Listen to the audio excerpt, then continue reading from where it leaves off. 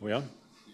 All right, welcome everybody to this October meeting of the Planning Decisions Committee. Yarra City Council acknowledges the Wurundjeri Wurrung people as traditional owners and true sovereigns of the land now known as Yarra. We acknowledge their creative spirit Bunjil, their ancestors and their elders.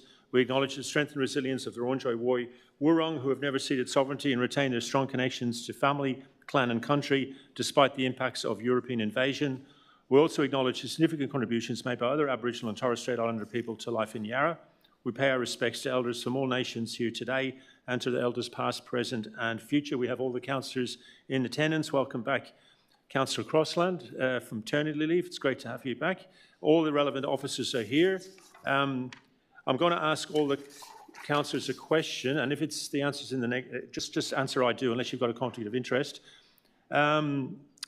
Do you declare you familiarise yourself with the matters being presented to this meeting and that you do not have a conflict of interest? Deputy Mayor Sarah McKenzie? I do. Councillor Aston? I do.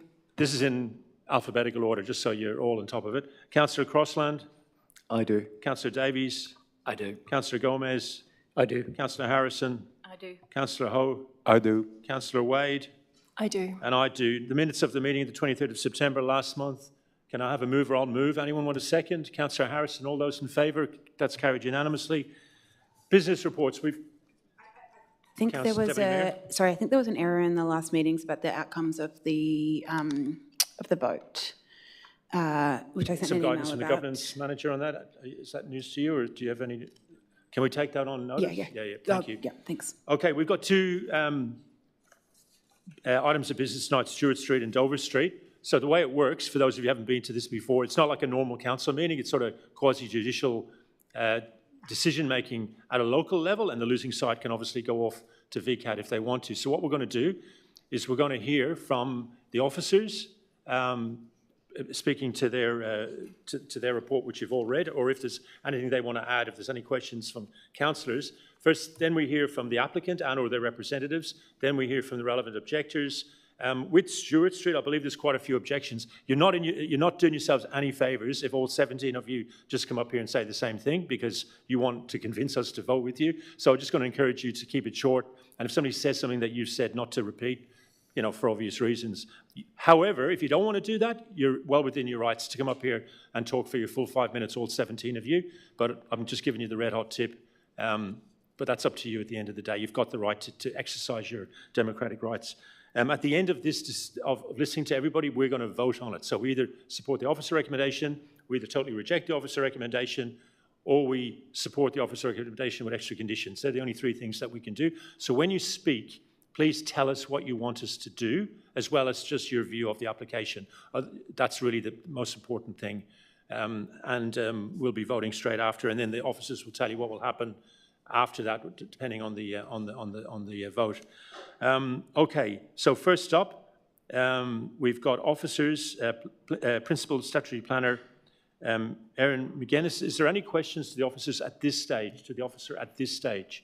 You will get another shot. Councillor Davies, do you want to come up to, yeah, thank you.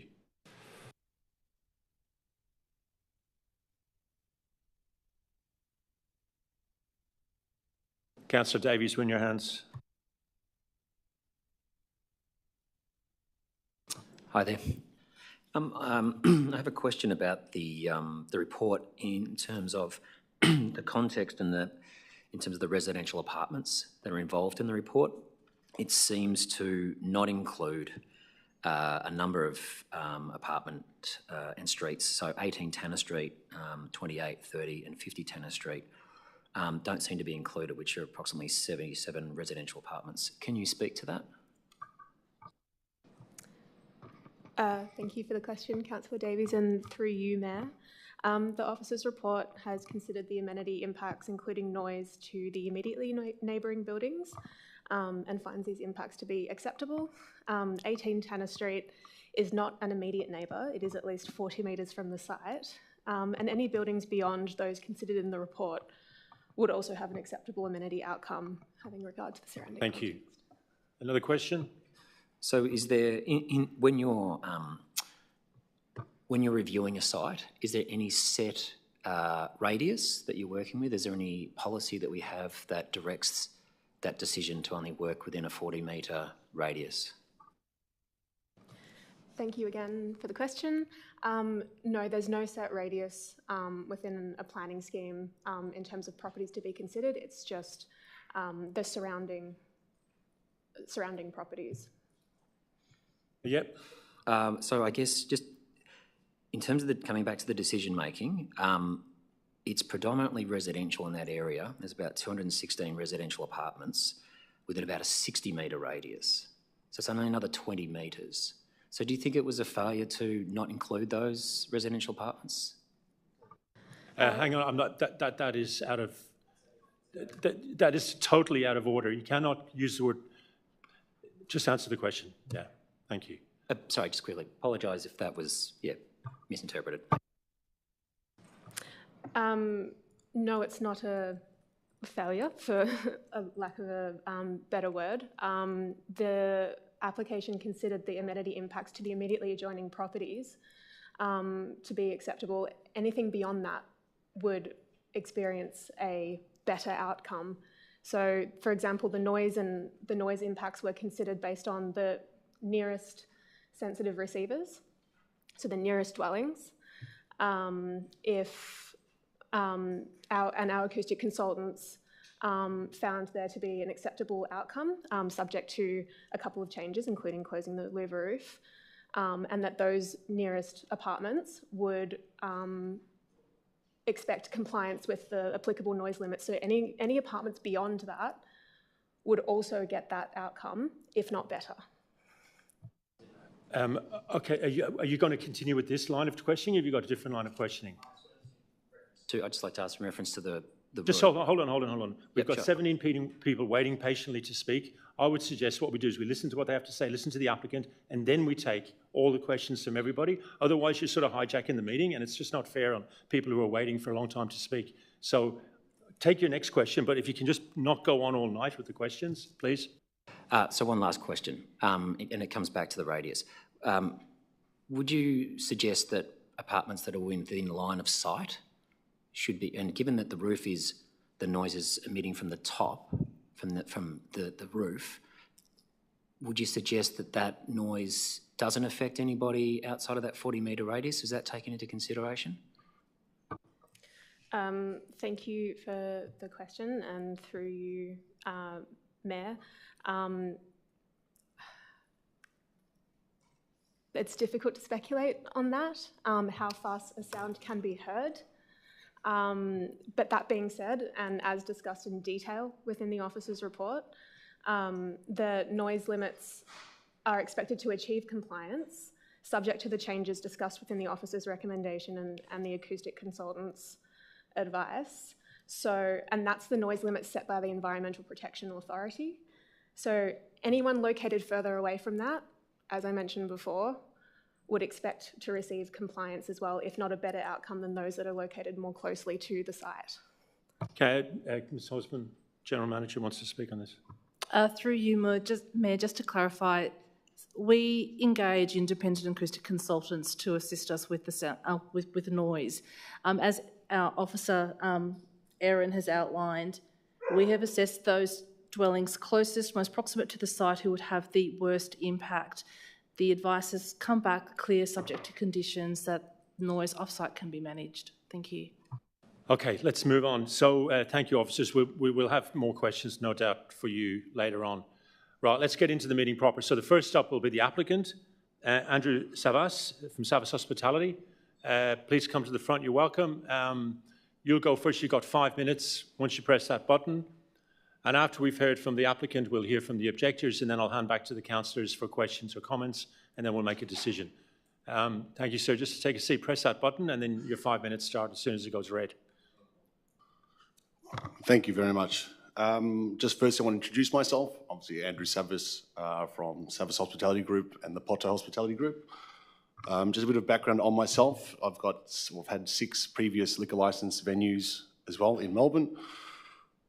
This is not my first discussion, not my first meeting, not the first sort of hiccup I've had along the way. That said, I have been a good corporate sort of citizen, right? And we're not trying to be a nuisance with this application, right? I think it's very rare that we're in good sort of books with the council, with heritage, right? All we're trying to do right now is activate a beautiful heritage building, you know, right in the sort of centre of a major sporting precinct, right? What we're trying to achieve is a wine bar, sort of refined cocktail bar, right? No sort of club, no 4x4 loud music, right? It's just a real sort of polished venue that I guess pays homage and sort of respect to the building and where we are, right? That said, this is my second heritage building that we've activated. So again, working alongside with Heritage, we've done everything that they've asked, right? In terms of sightline drawings and making sure they've managed our noise, right, to a reasonable sort of standard. Again, keeping in mind it's going to be a wine bar, not a nightclub of sorts. I guess where we are, we're opposite Richmond train station, which is quite noisy. I think we can all agree on that. You know, passing trains sort of run at like 80 to 100 decibels. What we're doing is sort of sitting around that 65 to 70 decibel range, right? So I don't think we're going to have too much of a problem. And again, we're not a nightclub, we're not a pub, we are a wine bar, cocktail bar, right? Yeah, we're sort of aligned with everything. We want to activate it. We don't want to cause a nuisance, but that said, I don't want to be painted with the same brush because it is a mixed-use area. It's not residential. So I want people to sort of consider the fact that we are in a social hub, right? We have Swan Street opposite us. We've got places like the Precinct, the Corner Hotel within sort of 100 metres of us that do trade up to sort of 3 a.m, right? Which I would say would be more of a problem than us. All I'm trying to achieve right now is to have our alfresco area, so the rooftop part of it, component, open till 11 p.m, and that's just from Thursday through Saturday. So Sunday through Wednesday, I'm happy to close at 10, but just for the Thursday through Sunday, I want to have it open for 1 extra hour. So you've sort of stopped me at 10 p.m, I want to be open till 11. After that, we'll close our roof and we'll trade till midnight. And we've made, obviously, exceptions to make sure that the noise doesn't sort of bounce around after that time with, you know, 6mm thick double glazing, the roof's completely sealed, it's airtight. Yeah, I don't think what we're asking for is unreasonable. I just would like the opportunity to sort of be, yeah, taken seriously, and we're not going to be another pub or a discotheque. That's all. Thank you. Thank you, Andrew. Just leave the light on. You can just go back to your seat. Oh. Yeah, thank you. We might have questions for you when we probably almost certainly will, once we've listened to the objectors. So I'm going to go through the objectors in the order I've got them. First up, welcome Laura Johnson. Sorry, didn't catch that? Ruben, yes, Ruben Delamore, number 5. Yep, come on up. You're going to have to press that button to get the red light back on, and then you've got 5 minutes starting from then. Thank you, Ruben. Welcome.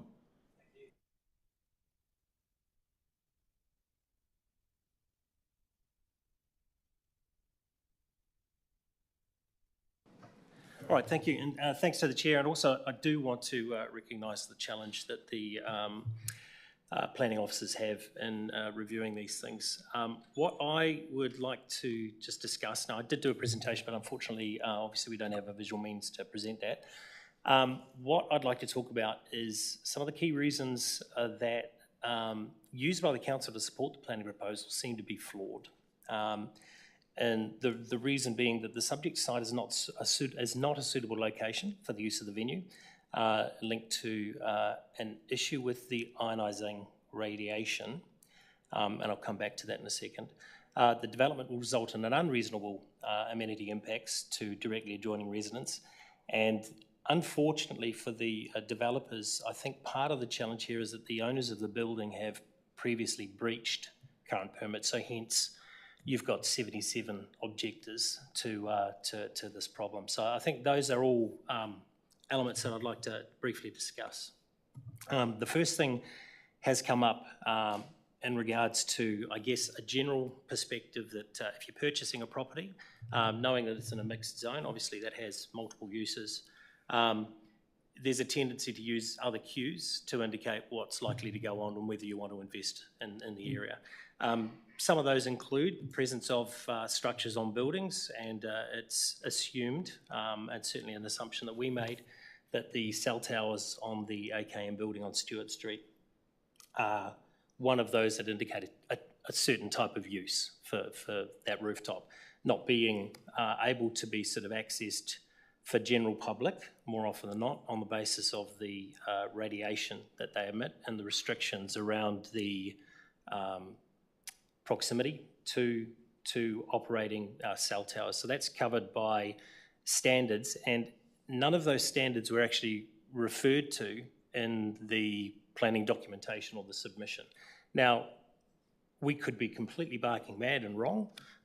It may not actually be an issue, but it's probably a very good idea, because the consequence of this means that the reference to the subject site being suitable as a location for it, it may not actually be fit for purpose on the basis that these towers are in close proximity, and I believe there are some restrictions around how close you can be and the duration of time you can actually be around those. So if that hasn't been accounted for by the planning officers and the council, that could be problematic for, well, the developer, I guess, and for the confirmation that it's actually fit for purpose. There's also a number of errors in the planning report. So figure 14 references a roof terrace, which is outlined in red on the planning report. That is actually 4 courtyards that are 3 floors down on the AKM building on the 24 Tanner Street side. So that area acts as a sound well with very reflective walls, including the chimney structure. There are, in fact, adjacent to that, a whole bunch of rooftop balconies and other elements that were not indicated in the image. And if you actually take a broader net, and I've got a visual here, there are multiple interfaces that are open spaces that are in close proximity, if not line of sight, of that building. Now, granted, they're not within that 40-metre sort of area, all of them, but if you see the image, you'll be able to see that there's a large connection of balconies, open spaces and rooftops that all could be affected. The interesting thing to us as well for the AKM building is that every single image that was presented has this cut-off square wall in regards to the development site. Not one actually illustrates the building that interfaces directly with it and adjacent to it in front of the waste location area. That also has a open 30 seconds left. Thank you very much. That goes very fast, doesn't it? So I've got a lot of images here, but the document basically doesn't talk about the interfaces and the fact that the buildings are actually inclusive of the exterior walls. And I will leave the discussion around the determination of the MZU and what that actually visually looks like to a couple of our other colleagues that are going to talk. Thank you. Thank you. Finished back on time. So I'm just going to go back to the original order now, unless there's any massive objection. Laura Johnson, you're next, please. Laura's not here. The next person is Carol Pelham-Thorpe. Oh, you're here. Can you just move up as soon as you can, please? Because we've got a lot of speakers tonight. Thank you. The next two after Laura will be Carol, and then Izzy, and then Kate Schneider. So if you can get ready to come up ASAP, that'd be great. Laura, your 5 minutes starts now. Thank you. Are we allowed to ask questions of council? Right, okay. That's correct, yeah, you can't do that. All right, thank you very much. So as we said, there are 6 directly adjacent apartments to this development site that we would submit haven't been considered from an on-site visit. We have been impacted adversely multiple times by the owners of the building who have had planning permits and have held rooftop dance parties, who have had bands, who have had music left on for weekends at a time, and we have music files that we sent with our submission. So we assume that council has seen these, yet they haven't been considered as part of the track record of the building owners in managing their tenants, and therefore the amenity of the building premises to go ahead, we think, is not suitable for the site, in that there are 6 directly adjoining properties. The courtyard area, if you were to go on site, echoes, being a brick wall on 4 sides. It is an unusual structure, so we understand that this may not have been considered as a factor that will exacerbate the noise that we hear from the venue, but certainly it is a considerable factor, as it is outside the courtyards to the adjacent buildings at 28 Tanner Street, at the Henry Bucks building directly next to the bar on the planning map as well. The other concern we have is in relation to the waste. It is down in the basement, we understand, which is on the ground level. We already hear significant noise from that waste area, being literally an adjoining wall for myself and Ruben, who you've just heard from, as well as other tenants next door to us as well. With more bottles being emptied from a minute-by-minute perspective, we know this will get worse, particularly for Henry Bucks. There will be other bottles being emptied throughout the day, and as we said, the noise will exacerbate. So we appreciate that the bin location has moved from Gibson's Way through to Stewart Street.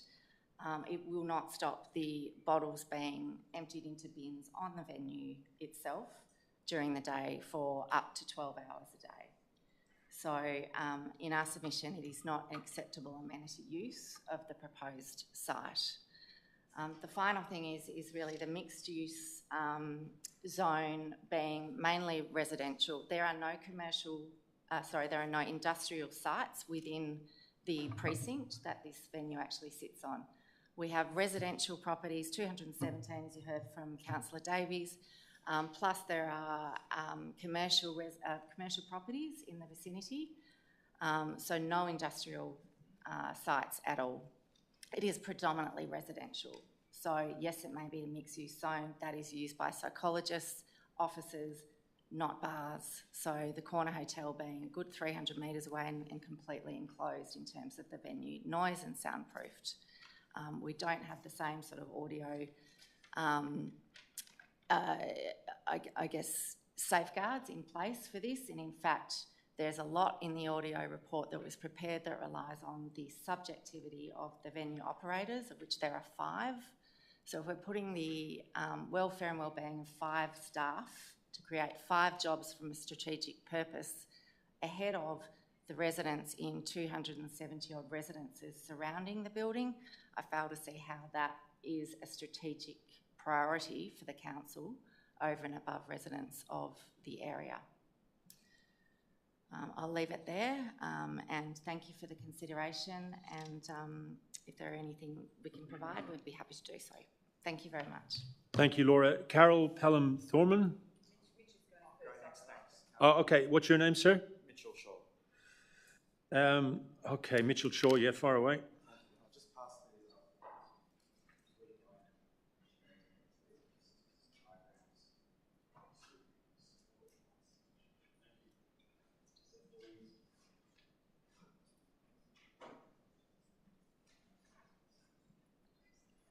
Okay, your 5 minutes starts now. Thank you. I'll just read from my submission to the PDC. I'd like to provide some further context about the true nature of the precinct and feedback on the Planning Officer's report. The report describes the area surrounding the site as a mix of commercial, industrial and residential uses. This is a mischaracterisation, as the residential usage is vastly greater than other uses, and this is an area of high residential density. It's not obvious from top-down aerial views, but there are over 200 residential apartments in close proximity to the rooftop, many of which have private open spaces and habitable room windows with direct line of sight. This is a long-established residential precinct with many long-term rate-paying residents. I've lived here for 30 years and I'm raising my family here with 2 young children. This area has never had a late-night venue and has never needed one given the many established venues nearby on Swan Street and Lennox Street. Because of the building massing to the south along Stewart Street and the west along Wangaratta Street, which you can see in the diagrams, the residential core of the precinct is sheltered from noise, both from trains and nearby venues on Swan Street to the west, to the east, sorry. such as the Corner Hotel. It is quiet and calm at night, and this is a key characteristic of the area. Inside the core of the precinct, the building massing creates an echo chamber effect that traps and amplifies any noise. A conversation at street level can be clearly heard, and a small house party on a balcony can be disruptive, but these only happen occasionally. The proposed site for the venue sits at the centre of the residential core at an elevated height. It will inevitably radiate noise, which will bounce around the buildings and be amplified. Carried also by wind, this noise will travel unobstructed to living rooms and bedroom windows, causing nightly disruption to the hundreds of residents in the surrounding apartments. It's inevitable that 100+ bar patrons will get drunk and engage in yelling, singing, and loud laughter accompanied by music. Not occasionally, but every night of the year. This will shatter the long-established peaceful amenity of our residential precinct. The planner's report does not reflect the magnitude of this change. This is not a NIMBY mentality seeking to shut down an established venue or prevent a small business from starting up. In weighing a new venue proposal where there are currently none, the long-established residential use and amenity should carry more weight. Furthermore, this is not a small business venture or a site that cries out for redevelopment, as there is already a fully leased commercial building operating at the premises. The goal of the applicants is simply to increase the profitability of the existing commercial building at the expense of neighbouring residents' amenity, and this should not be rewarded. The 20-minute neighbourhood's justification in the report is nonsensical, given that there are already numerous well-established venues only minutes away on Swan Street or Lennox Street, but which are far enough away to not cause amenity impacts to our residential precinct. The site is not within the Swan Street MAC. Just because it is near the MAC does not mean the MAC rules apply.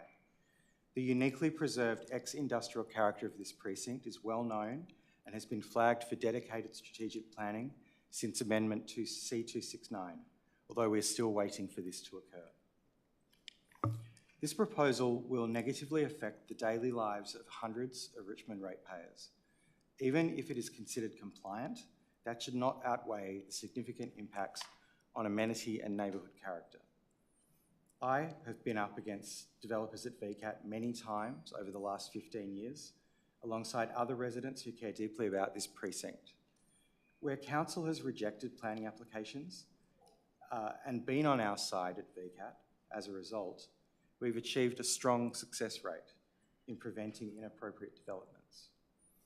I implore you as councillors to vote to refuse this permit so that we are better enabled to progress to VCAT with council backing hundreds of residents over a single developer's desire to maximise profit. Thank you, Mitchell. Carol Pelham-Thorman, followed by Izzy Biganian and then Kate Schneider. Good evening. Your 5 minutes start I'll be now. very Welcome. quick because Mitchell has stolen much of my thunder. Thank you, Mitchell. The only thing I really want to add is that the area is a mixed-use zone, as we know. It is surrounded in Swan Street on one side by the activity centre, which is also a venue zone for lots of bars and entertainment venues.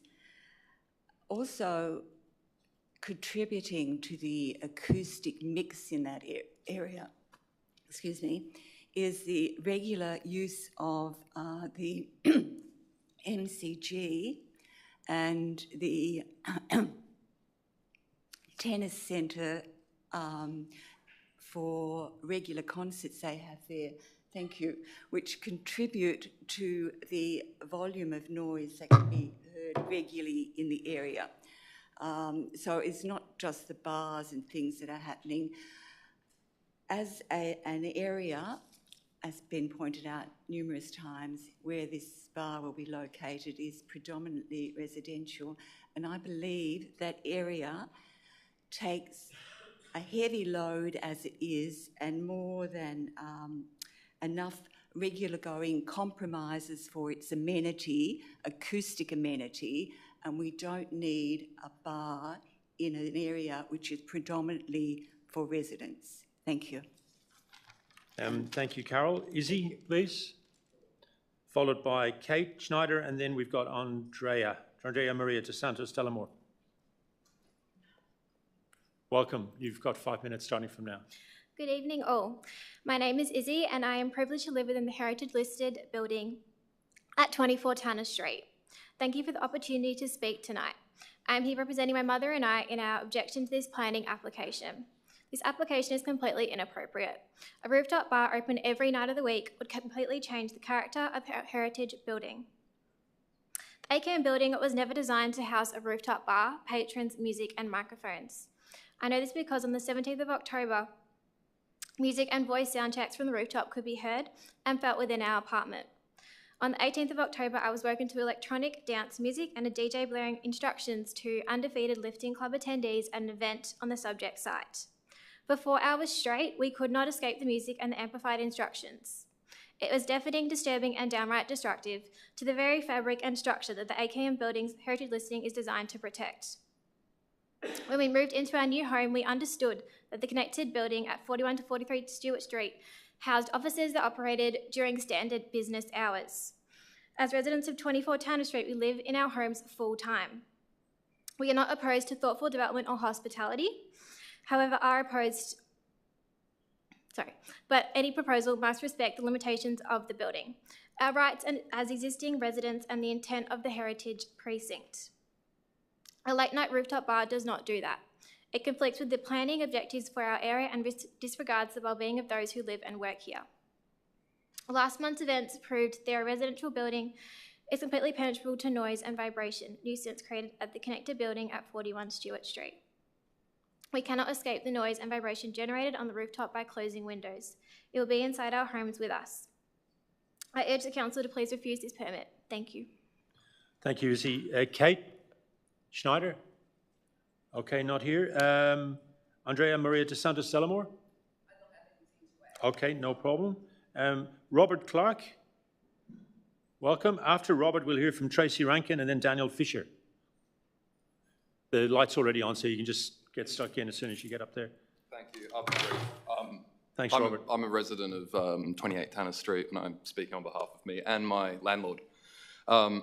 We both work in entertainment and music, and so never opposed to loud noises. But having said that, I think the acoustic element has not been considered.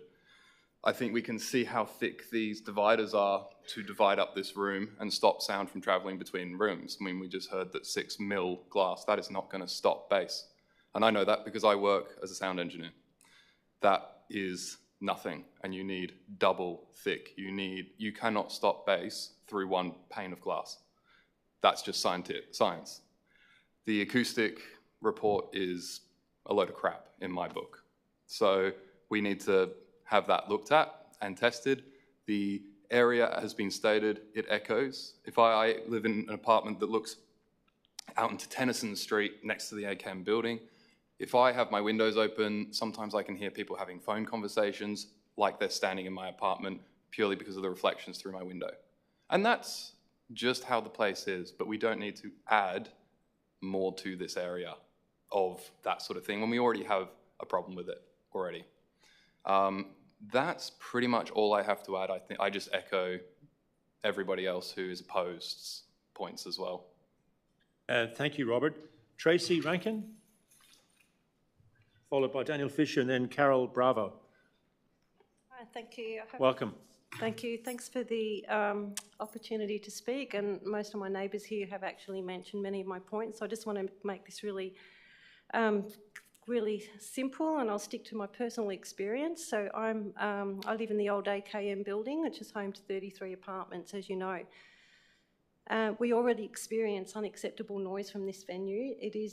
I just wanted you to understand how horrendous it is to be in your own home and you can't turn on your own TV, you can't listen to your own music because you're basically drowned out by these people. You basically have to wait until they're finished doing what they're doing so that we can live our own lives in peace. And many of us have lived in Richmond for years because we love the vibrancy and the sense of community, but there's got to be a balance of nightlife and livability. And right now it feels like that balance is being lost, especially around our area.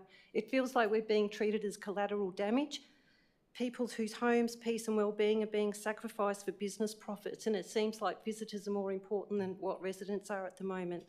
So I just want you to understand that we can't compare this to the Corner Hotel or the Cricketers Arms because they're contained within walls and a roof and they're far enough away. We don't get noise from them.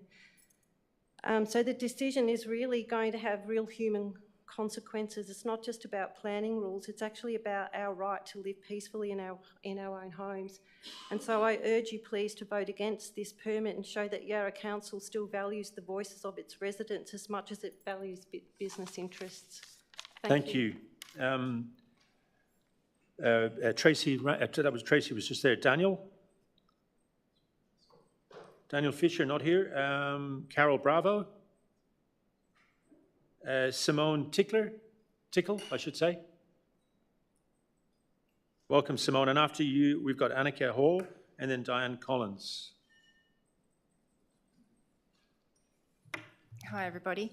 I haven't spoken at council before, so we'll see how it goes. I've written it down.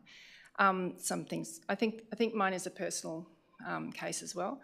I believe this proposed rooftop bar will completely ruin not only my treasured home, oh, I'm going to cry now, but radically change the nature of the large, peaceful residential community my family lives in.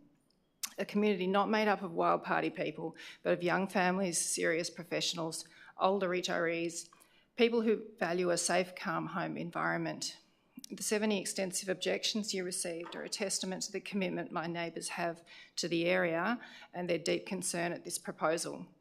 I know others will speak and have spoken about the problem with loud music ballooning into the residential neighbourhood and also of the unbearable noise 100+ people make as they yell over the top of that music like a noisy outdoor party every night of the week. I absolutely agree that this will impede the amenity of hundreds of homeowners which surround that rooftop, but I'd also like to describe my own family's additional plight.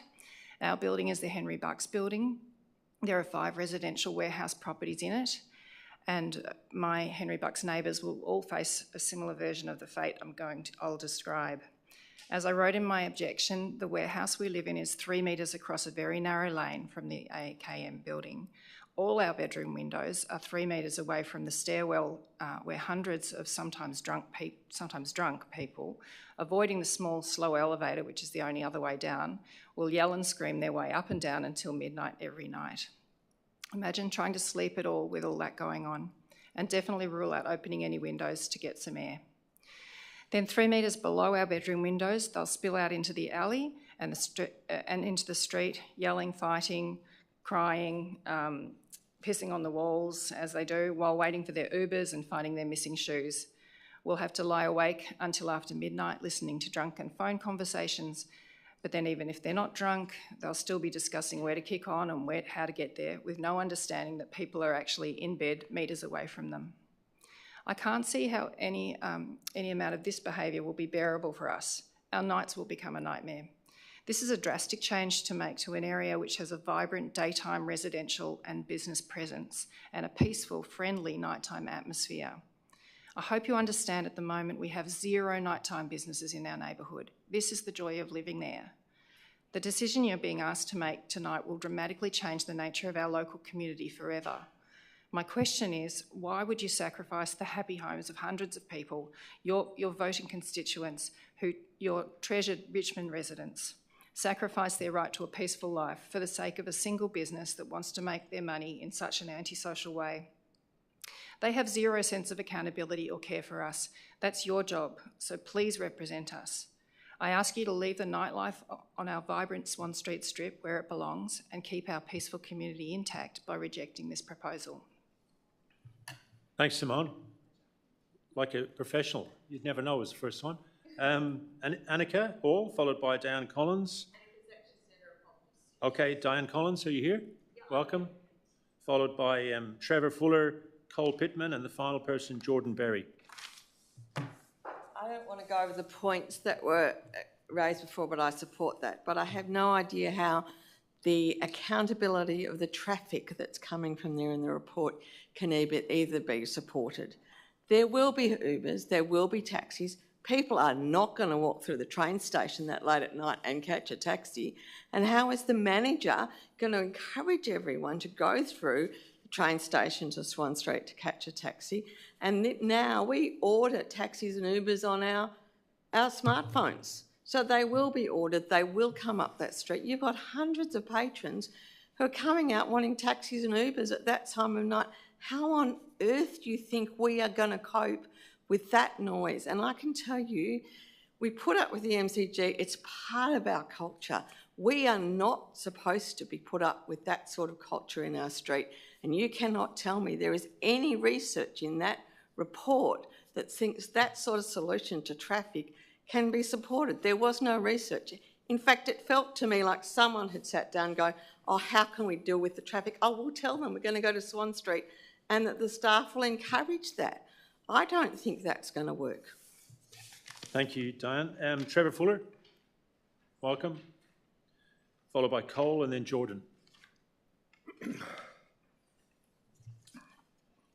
Chair and committee, Poto's consultant Watson Moss Grocott say that the night noise protocol limit of 45 dBA LEQ will be complied with. This cannot be accepted at face value. It is not advice which one can be sanguine about. What WMG's computational modelling suggesting that noise from Potos will comply is problematic. The modelling is opaque, the details of assumptions and embedded data have not been fully disclosed, and some of the key disclosed data is questionable, contestable. And then critically, in the context of attempting to declare compliance with the night noise protocol limit, WMG claim that closing the partially roofed area will reduce the noise at sensitive sites from 50 dBA LEQ to precisely that limit of 45 dBA LEQ. Not to 47 or to 43, but precisely to the compliance measure. But having suggested Poto will be compliant, WMG then hedges its bet, for it repeatedly qualifies its statement.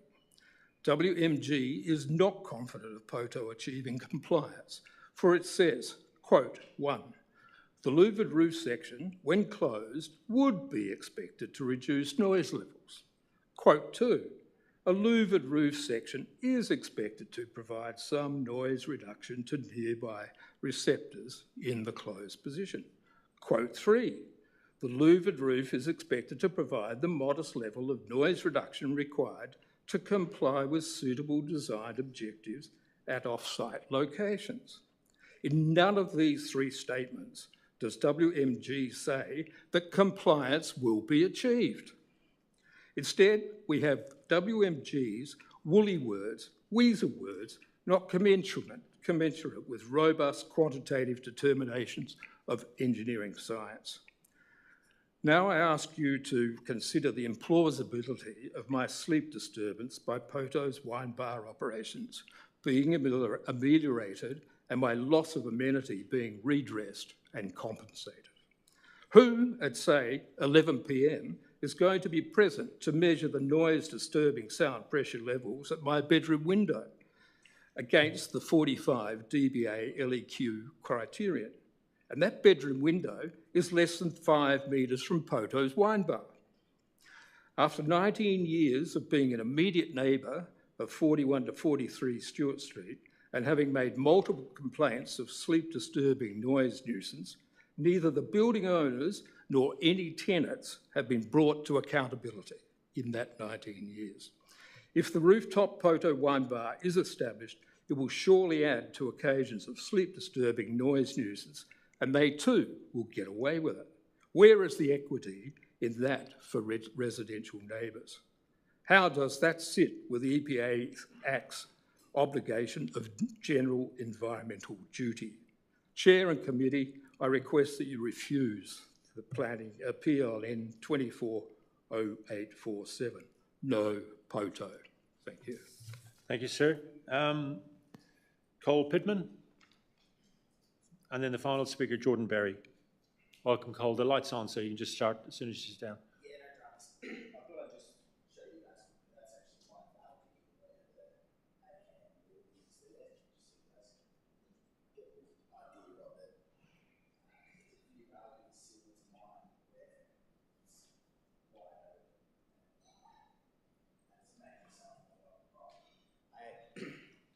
actually bought there a couple years ago, and yeah, major selling point of the property for me was that it's not a big fancy apartment, it's a one bedroom. The balcony is about the same size, and there's multiple similar to mine around there, and I'm sure everyone's going to be affected in a similar way.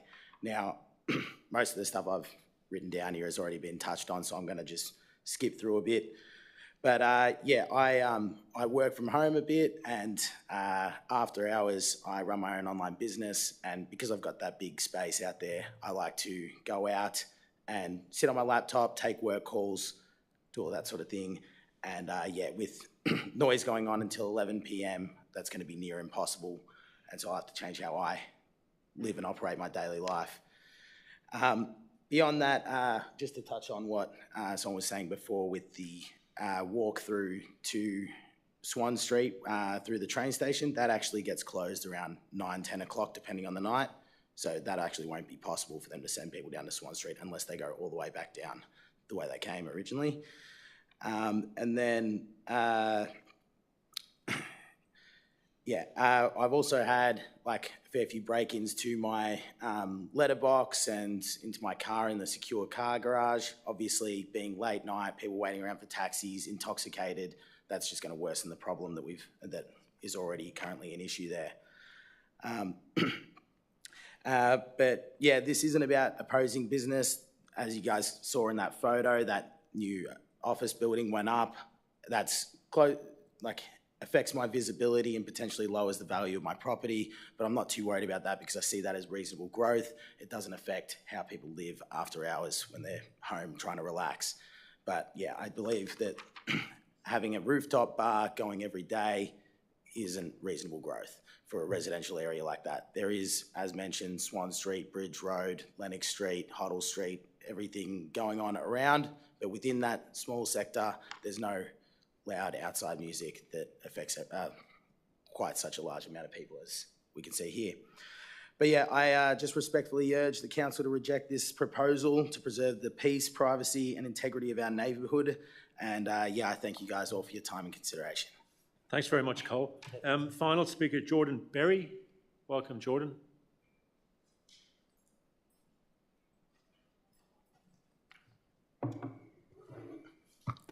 Good evening, councillors, and thank you very much for the opportunity to speak tonight.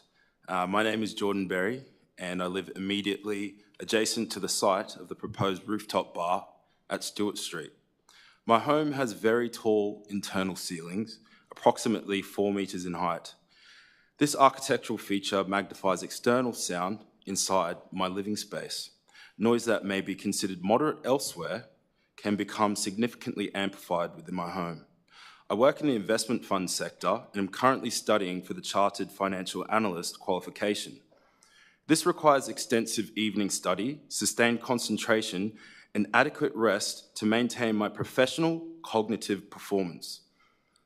My home is the only suitable environment in which I can undertake this level of academic preparation. The rooftop bar proposed next to my residence plans to operate from 12 p.m. to 10 p.m. Sunday to Wednesday, and from 12 p.m. to 11 p.m. Thursday to Saturday. Those hours include precisely the time frames when concentrated study and restorative rest are most critical for maintaining mental health and professional performance. Rooftop venues in particular have elevated and far-travelled noise due to height, patron conversation, amplified sound, as I mentioned earlier, and movement of furniture and staff. Lighting and increased nighttime foot traffic further contribute to disturbance. These disruptions are not minor inconveniences. They directly affect mental well-being. Strong evidence exists that persistent environmental noise, especially at night, contributes to stress, anxiety, and poor sleep. Sleep disturbance and sustained distraction impair cognitive function. For someone preparing for a globally recognised professional qualification like I am, while working in a highly demanding role, creates significant and measurable risk, as I'm sure you all understand. The likely mental health consequences include chronic stress, reduced productivity, as I mentioned before, and a diminished quality of life. For me, this would severely compromise the viability of my home as a place of work and study. It would undermine efforts to progress my career and maintain the cognitive performance expected in my profession. I respect the role that business growth plays in our community and do not object to development in principle. Planning decisions, however, must uphold residential amenity. In this case, the elevation, proximity, and late-night trading hours make the risks to adjacent homes highly unacceptable. Therefore, respectfully, I request that the council refuse the application. This is about community balance, and I ask that the council recognise the genuine mental health and professional consequences for existing residents and ensure that people can continue to live, study, and work in their homes without unreasonable intrusion. In addition, as we consider this a proposal, I'd also like all of us to consider the broader perspective, especially with a state election on the horizon next year. Approving a contentious rooftop bar right now could easily be framed as being out of touch with the everyday concerns of voters, concerns like noise, traffic, and reasonable development. Making a decision that clearly aligns with the community's best interests is not just good governance, it's a powerful statement of leadership that voters will remember when they cast their ballots. Thank you for your consideration. Thank you, Jordan. So just before we open up to councillors for questions, I've got two recommendations in front of me, one from Councillor Davies, which is a refusal, and one's from Councillor Harrison, which is extra conditions. I'm going to take them in that order because if Councillor Davies' motion is passed, then obviously there's no need for Councillor Harrison's. But if I'd go with Councillor Harrison's one and that's passed, we could still potentially also pass Councillor Davies' one, so it's just a waste of time to do it the other way around. So I'm just explaining we're going to do Councillor Davies' motion first. It's just logically the way to go. And it's also the order in which I've received them as well. If there's any objections from the councillors to that logic, sure, far away. It's a governance one, but if we were to pass, unfortunately I don't see them in front of me, if we were to pass one that has amendments to it, then isn't that the alternative motion? And then the matter would be closed. We wouldn't then hear another one. Phil's nodding along. Maybe you could give some advice. I just want to understand this. So, yeah. Governance, can you help us out here, please? Yeah, thank you, Mayor. To Councillor Mackenzie's question, yes, if the motion with the amended changes from Councillor Harrison was put first and moved and seconded and the vote was carried, it would be the vote, and so the refusal wouldn't be considered. So either way, whichever gets considered first has the same impact. So you are right, Councillor Mackenzie. All right. Well, I'll just go on the basis that of the motion from Councillor Davies was received first. So that's normally the way we should operate. But anyway, let's get back to it. Councillors, I'm in your hands. Now it's time for questions. So I'll just start over here and I'll work my way over there. So Councillor Harrison, who would you like to ask a question to? Officers, if you maybe stay up here for a bit. Yeah, because you'll probably get a few. Let's do questions to officers first, and then if there's any questions to objectors, otherwise there'll be too much moving and shaking. It'll be like going to the gym. All right, Councillor Harrison. Look, my question is just how far is this site from the Swan Street Major Activity Centre? Thank you for the question, Councillor Harrison. Through you, Mayor. The Swan Street Major Activity Centre starts at the railway line, so opposite the subject site, which is 10 metres away. Officer, just don't speak for a second, let me talk. I'm just going to say to the crowd, we're not in the pub here, and it's not like a normal council meeting, it's a quasi-judicial meeting, and if we have massive heckling, and for example, we were to make a decision that you liked, the other side could potentially say that you intimidated us into voting that way because you heckled and shouted at us, and we all got scared because there's an election next year. So those things aren't actually helpful to your cause. So can you just please not heckle? I'm a massive fan of heckling. I've spent 40 years at meetings doing it, but not in this forum because it'll actually backfire at you at VCAT. So please try and control yourselves. Officer, if you've got anything more to say to that, knock yourself out. Otherwise, you've answered the question. Thank you, Mayor. That's based on clause 02.04 of the Yarra planning scheme, which is our strategic framework plan, which locates where the activity centres are throughout Yarra. Councillor Harrison, follow-up? Yeah, look, I also wanted to ask, is there a taxi rank in the vicinity of that site, anywhere around there? Thanks again for the question, Councillor Harrison. Through you, Mayor, I'm not aware of the location of any taxi ranks on the site. I am aware that there's a loading zone out the front with several car parking spaces for loading purposes, but I'm not aware about the location of the nearest taxi ranks. What? So my next question is, the street in front, Stewart Street, is that one-way traffic, two-way traffic, and... Thanks again for the question. My understanding is that sections of Stewart Street are a shared zone. Off the top of my head, I think there are some sections which are one-way only and some that are two-way, but off the top of my head, I'm not sure exactly where those sections of Stewart Street are. Thank you. Yeah, I'm just going to do this side and then move over this side. Councillor Aston. Hi. I'm finding it very difficult to tell from the drawings whether there's also an outside open area, so I can get that there's the inside bit with the roof, but is there also a balcony area around there that people can go out that has no covering over it? Thanks, Councillor Aston. Through you, Mayor. It's difficult to try and explain without a visual aid, but yes, there is an completely uncovered outdoor area. That section's located towards Stewart Street.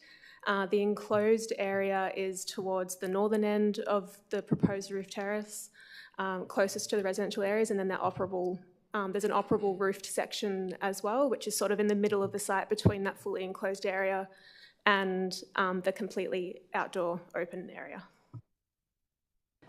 So the only open outdoor bit faces onto Stewart Street, and there's nothing that faces onto to the east or the west or the north.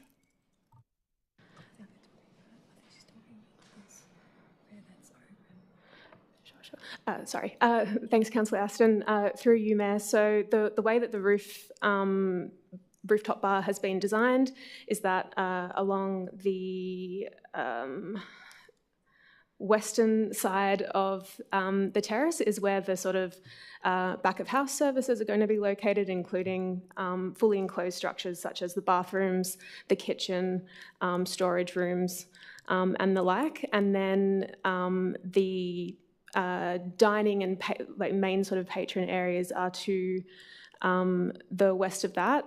The bar isn't going to be constructed the full extent of the roof. It is set back off those boundaries as well. And I can't quite read the dimensions here, what those distances are exactly, sorry. But I hope that answers your question. Okay, I'm going to let the ward councillor go last. Any of you three want to say anything? Yes, Councillor Gomez. Thanks, guys. It's a question about the noise and amenity action plan that's contemplated in the report.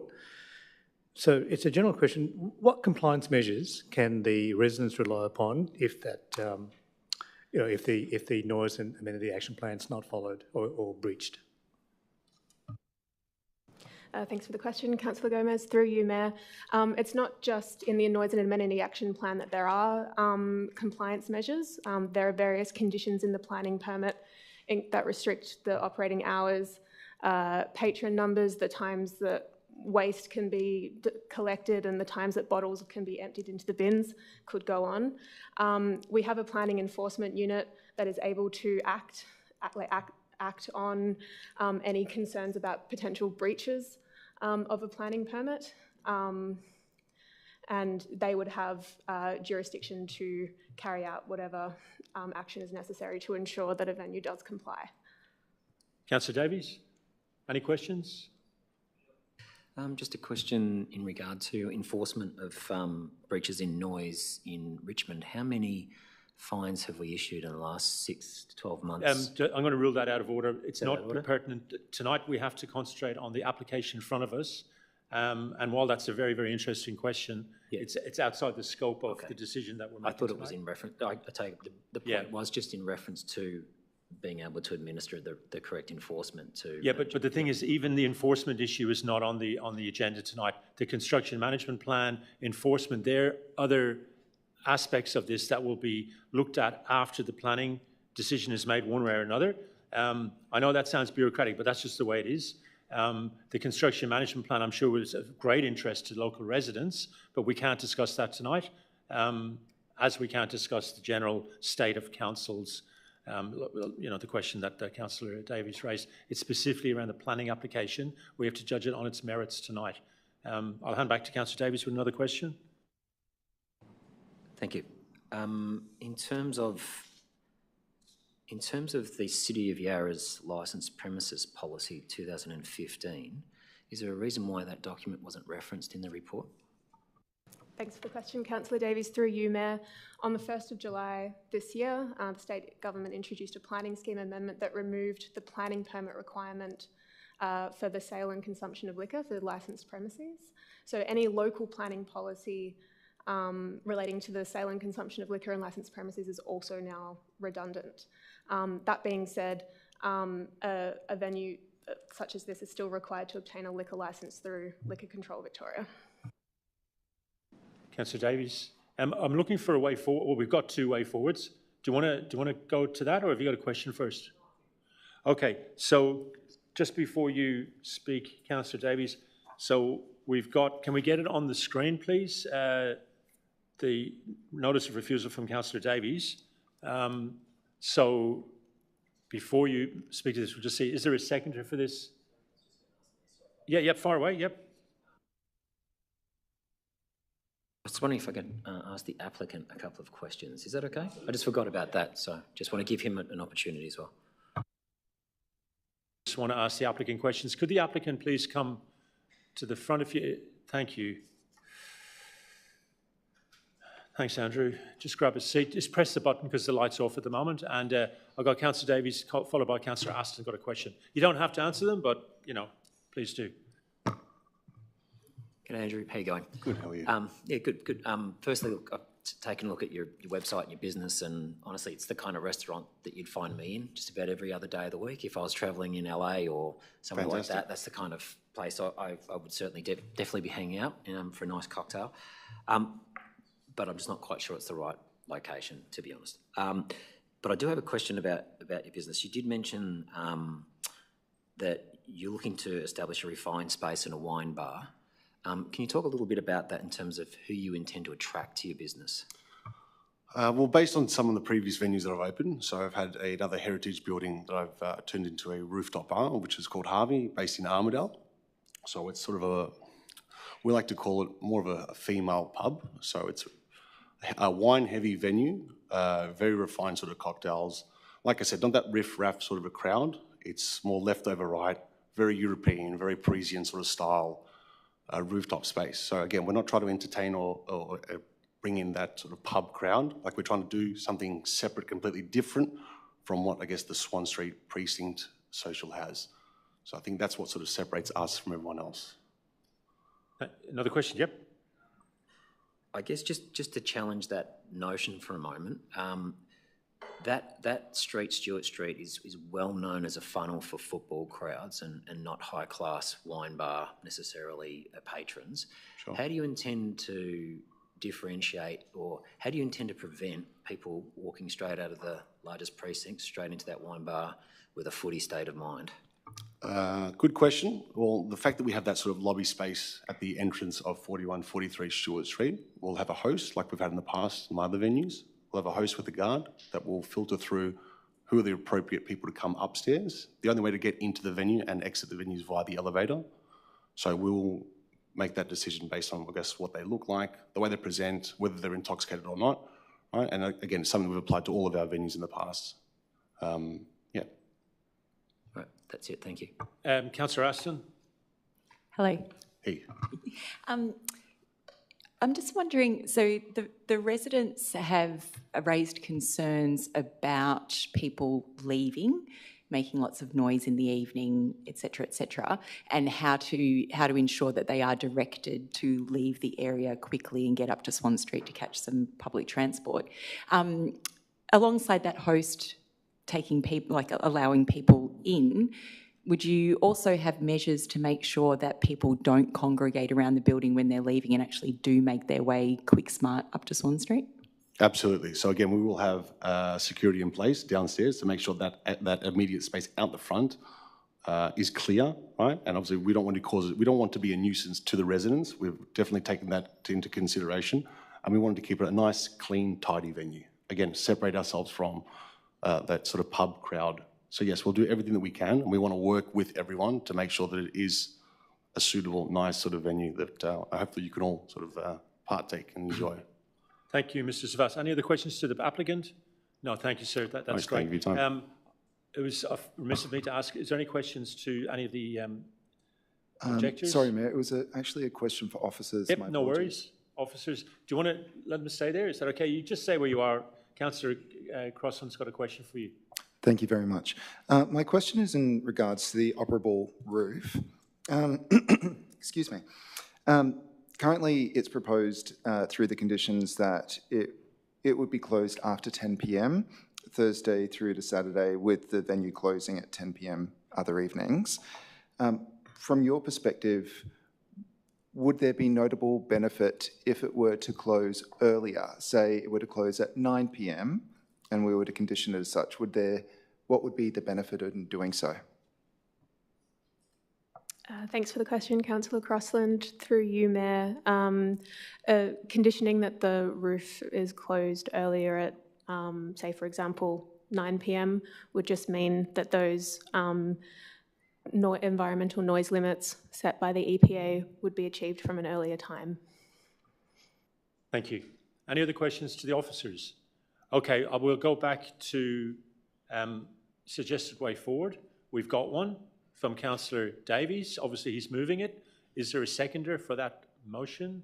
Councillor Gomez.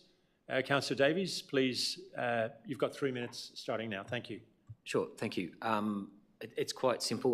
Look, as a business-minded and business owner councillor, it's certainly not something I would normally do is to say to a business not to come and operate in Richmond. It's quite the opposite. In fact, I've recently pushed a motion to deliver better outcomes for business when it comes to planning and permitting, efficiency and delivery, so that we can get local businesses moving, and lots of other different ways, like even looking at levies and other policy agenda to really get businesses moving. The only issue with this business, as you said, you'd find me in this business. You'd find me there drinking most times. My wife and I'd be there nearly every other night, sitting on a nice Negroni, just like you do down in Lilac, down in Cremorne. I think that's a great place for this kind of business and a great place for a rooftop down in Cremorne.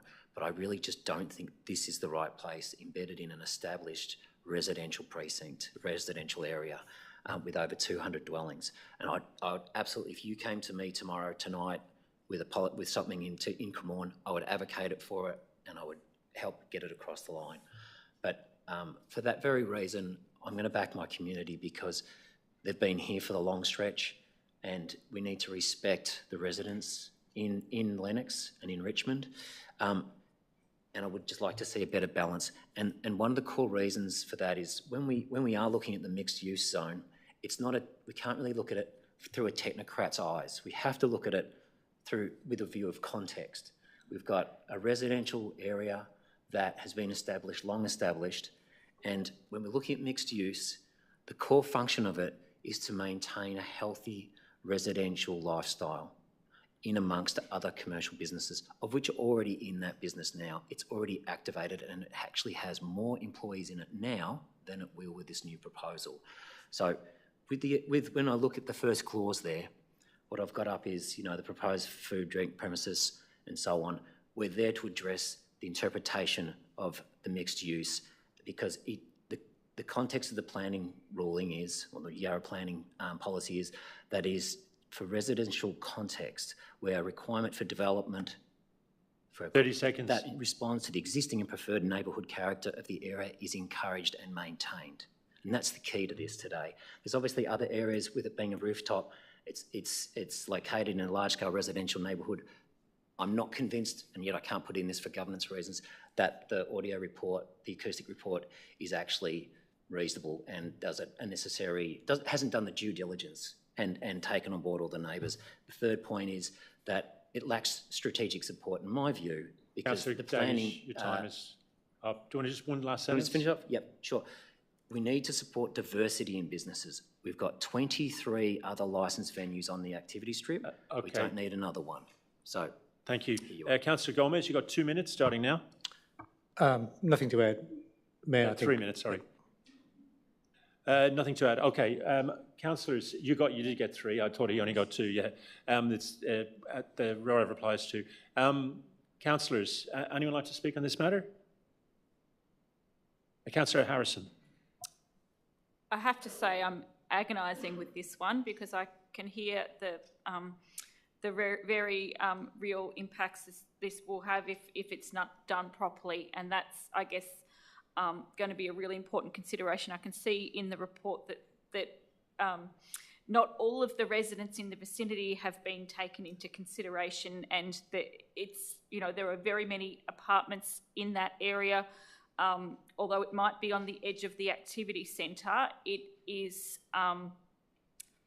predominantly residential looking. I actually went down there, walked the streets today, and that was what I saw, was the vast majority of the residents around there, the buildings around there, were occupied by residents. Yes, there were some commercial buildings, but it was quite away from the corner hotel and all the rest of it. And so, I think the residents here are pretty savvy. They understand that this is potentially going to end up in VCAT. They've taken that on board, and so I'm going to vote for a refusal here tonight because it might be a mixed use zone, but clearly the predominant use there is actually residential. Thank you. Any other councillors like to speak? Councillor Crossland, sorry. Thank you. This application is a perfect example of a catch-22. I'm very mindful of the matters that have been raised by submitters tonight, including the history of how this space has been used in an unpermitted manner and the associated noise with that, the concerns regarding noise and disruption to amenity with this application and or the use of this roof space more broadly, and how the immediate area is predominantly residential. However, it is mixed-use zone. And further, had the application been for an area less than 150 square metres, the business would have simply been established as of right. They could have operated at any hour with no restrictions or notice. You would just wake up one day to a business operating there. The only reason this is here is because of the size of what is proposed. I do note that there is a noise and amenity plan proposed. There is a condition to limit the trading to 11 p.m. on Friday and Saturday, along with other conditions. If the application is refused, it's highly likely the applicant is going to take this to VCAT, where, based on the high degree of compliance of this application with the planning scheme and the state government's recent planning reforms, it's, from my perspective, going to sail through VCAT. So I don't think you're really, honestly, and I say that as a town planner myself, I don't think it has the grounds. I want the best basis for you, and I believe that is one with conditions as proposed by the officers. I think there is opportunity to add a couple of additional amendments to that, as I was asking the officers just before around the openable roof. I'd be happy to put a condition on there restricting that to 9 p.m. so it would have to close earlier. From my perspective, it's in the interest of those who may be opposed that we actually have this approved with conditions. Thank you. Thank you, Councillor Crossan. Would anyone else like to speak? Well, I'll say something.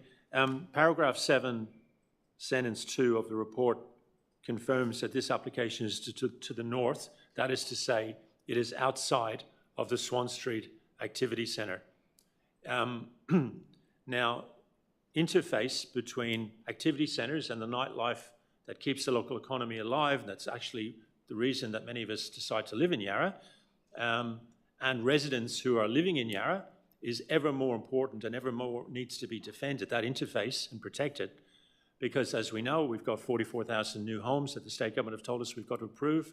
We're going to have more people living in the same amount of area, and we've got to do a lot of things at the same time, as Councillor Harrison said before. So on the one hand, we've got to support our activity centres. I've been at every single rooftop bar in Yarra probably way more times than I should have, and I love them. And then we've also got more and more people living in residential. What we find, and I've seen it specifically in my ward in Fitzroy, is we have a creep of activity centre style activities into residential or non-activity centre areas. And that's something that we have to stop, in my opinion, especially when it comes to the most extreme form of nighttime economy from a resident perspective, which is an open air bar. You can't get more extreme than literally, you know, making noise in the open, albeit I take the point that we're not talking about yayas or revolver here. We're talking about, you know, as Mr. Savas said, I do take the point that he raised. It is a different type of venue, and I've got no doubt that if it was approved tonight, he would try his best to manage it as best he could. I know he's a good operator. I know his background, and he's well respected in the industry. However, if we pass this tonight, it's a green light for everyone who's running a nightclub who wants a rooftop bar, that they're going to potentially get it outside of activity centres. We have extensive activity centres, and that's where you have nighttime rooftop bars. You don't do it in non-activity centres. Yes, it's mixed use, and if it was mixed use, for example, maybe somewhere in Cremorne where it's super industrial, or the south side of Collingwood where it's still, relatively speaking, more industrial, that's one thing. But this mixed use zone outside of the activity centre, to the north of the activity centre, has, as we've heard, many, many residential apartments.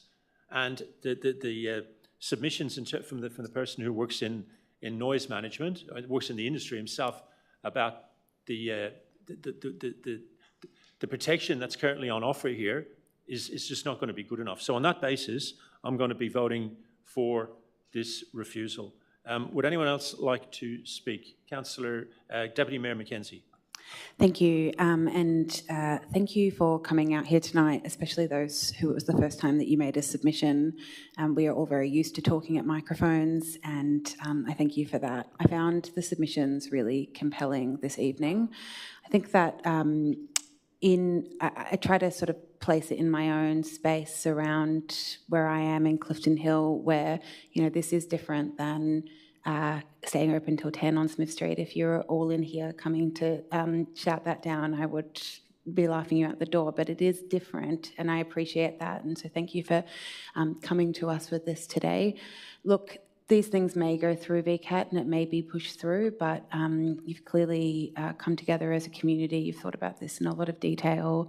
You've provided us councillors with some information. Our officers give us excellent, frank and fearless advice, but we do have a role in this to play, and I think that my colleagues are making the right decision here, and you know, if it goes through and we don't get that way, then we also can keep on working together about, well, how can we make this area work together moving forward. So thank you for coming and speaking with us this evening. It means a lot.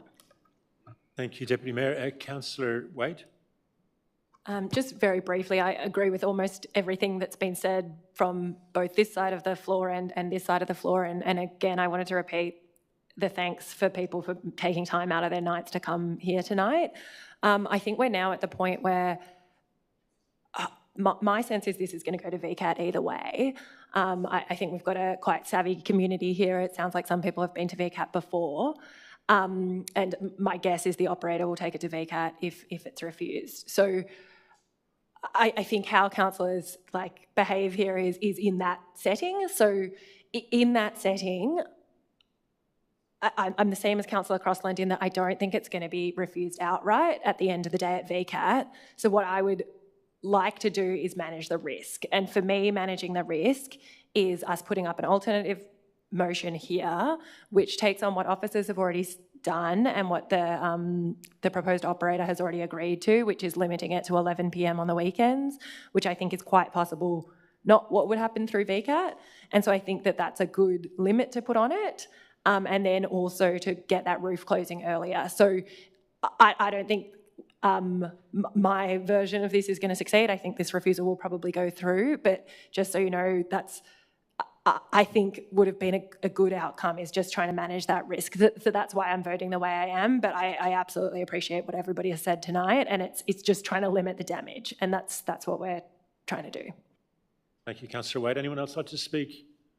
Councillor Davies, you've got a 2-minute right of reply if you want to exercise it. Again, thanks for everybody coming tonight. Obviously, your voice has been heard. It's great to see you down here. It does obviously influence people's opinions, so I'd certainly suggest that whenever similar issues come up in the future for Richmond, you can now see the power of your voice, especially going into the election next year. Understand the value of what you bring to the table. I think you've done an amazing job of convincing people that you need to be heard and that your lifestyle needs to be respected. I would say though to the applicant, it might be disappointing. We have obviously the vote has to be cast, but I'd suggest, like I said before, please come to us with another opportunity in somewhere else in a commercial zone like Cremorne. Please do that. We want to see businesses like this, but we want to see them in places that do not impose themselves on the residents so directly. I think just to the last point, and it sort of comes back to what the Mayor raised at the end about the activity centre, we have to make sure as councillors that we back our community and that we don't become technocrats, particularly when we're talking about the way the activity strip is demarcated. It's a blank wall that runs along the train line, the train station. It's not active. It probably denotes what the activity within the railway station is in terms of the convenience stores and everything in there. It's not a way to judge a decision that's across the road. And I'm going to be quite crass. It's a bit like getting close to the public toilet, but deciding to just take a dump on the street because near enough is good enough. We're not going to do that. We're not going to take a dump on our community tonight. We're going to hold the line. And thanks for coming again. Just thank you, Councillor Davies. I just need to make a point of order, just for the record, in case this goes to VCAT. For the record, Yarra City Council at the Planning Decisions Committee meeting never, ever makes a decision on the basis of a future election. What we're doing here tonight is making a decision, whichever way it goes, on the basis of the merits of this case and not for any other reason. So I just want that tabled very clearly because that could get us into all sorts of trouble at VCAT and with the LGI and so on and so forth. So that's why we're voting tonight on this application on its merits, and the people who vote for either side are doing so in good faith with well-argued positions, as we've heard from all the councillors who've spoken tonight. So I'm going to ask for a vote on this motion. All those in favour of the Councillor Davies-Gomez motion, please raise your hand. Councillor Gomez, Davies, Ho, Mackenzie, Jolly, Harrison. All those opposed? Crossland, Wade and Aston. That is carried. Officers, can you please tell us what happens from here on in? Thank you, Mayor. From here, council planning officers will issue a notice of refusal to grant a planning permit. The applicant will have 60 days to lodge an appeal with VCAT. Thank you all for coming. We'll have a 30-second break, 1-minute break, while we wait to go on to the Dover Street Cremorne matter. So thank you all. If you want to leave, you can leave now.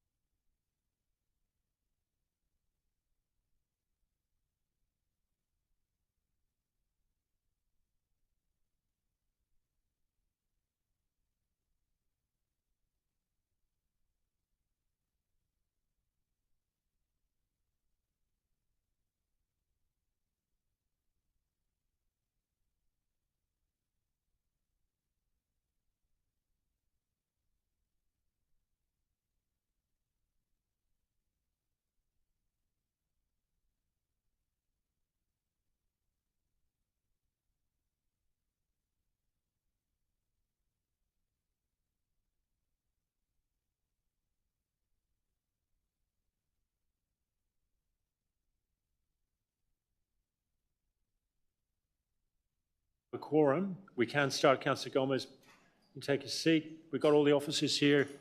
We're moving on to the second agenda item, 117, 119 Dover Street, Cremorne. Councillors, do we have any, we're going to take the report as read. Do we have any questions to the officers at this stage? We'll get another shot in a minute. Councillor Harrison, yes? Look, I just wanted to ask about the bicycle parking because I went down to the site today and I didn't see much on street, and so I just wanted to ask about that because there's been, I think, less bicycle parking provision on the site than would normally be required. Yeah, just stay there, Thanks for the question, Councillor Harrison. Through you, Mayor, we've got 11 employee bicycle parking spaces proposed, which complies with the requirements of Clause 52(3)(4). There are 6 guest bicycle parking spaces which are proposed on site, but the application is seeking a reduction of 5 of those spaces. So 11 visitor spaces are required, but only 6 are being provided in this case.